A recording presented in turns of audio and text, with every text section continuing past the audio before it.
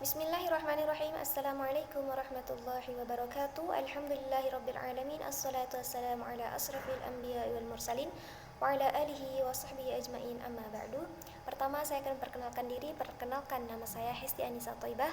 Saya dari Fakultas Usuluddin dan Studi Agama, Prodi Ilmu Al-Quran dan Tafsir UIN Mataram. Di sini saya akan mereview sebuah buku yang sangat bagus yang memiliki judul Entrepreneurship, yang dimana kalau kita terjemahkan ke dalam bahasa Indonesia, entrepreneurship ini memiliki makna kewirausahaan. Jadi dapat kita simpulkan bahwa buku ini adalah buku yang bahas tentang suatu kewirausahaan, buku yang bahas tentang bagaimana cara orang dalam berbisnis, bagaimana cara orang akan mengembangkan suatu bisnis yang dari bisnis kecil ke bisnis yang sangat besar. Kemudian dalam bab 1 ini membicarakan tentang kewirausahaan di abad ke-21.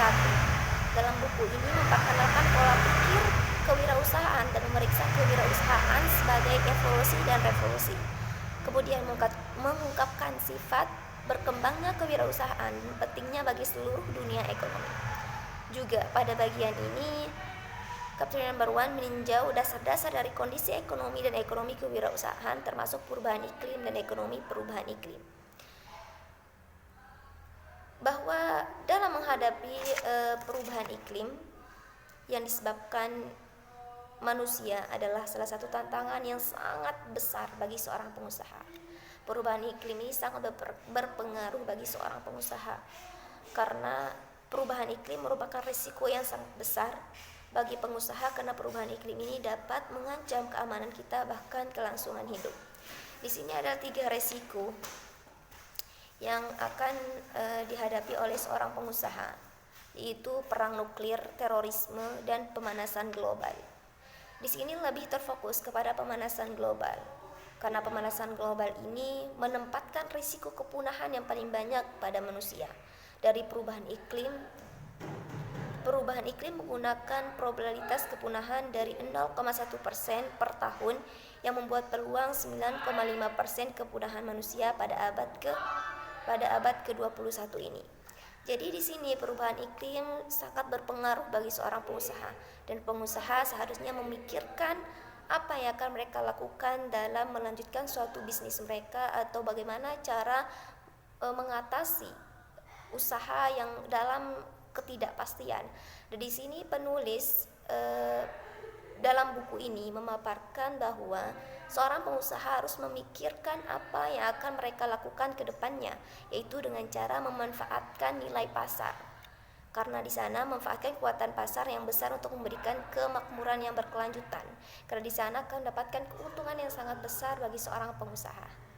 Jadi dalam buku ini, kesimpulannya dapat saya ambil bahwa buku ini adalah buku yang sangat bagus, buku yang membahas tentang kewirausahaan, buku yang membahas tentang bagaimana cara orang akan berbisnis, bagaimana cara orang melanjutkan suatu bisnisnya, bagaimana cara orang akan mengembangkan suatu bisnisnya, dan bagaimana cara akan menghadapi suatu kegagalan dalam suatu kewirausahaannya, dan juga bagaimana cara menghadapi ketika mereka dalam menghadapi up and down-nya dalam suatu usaha.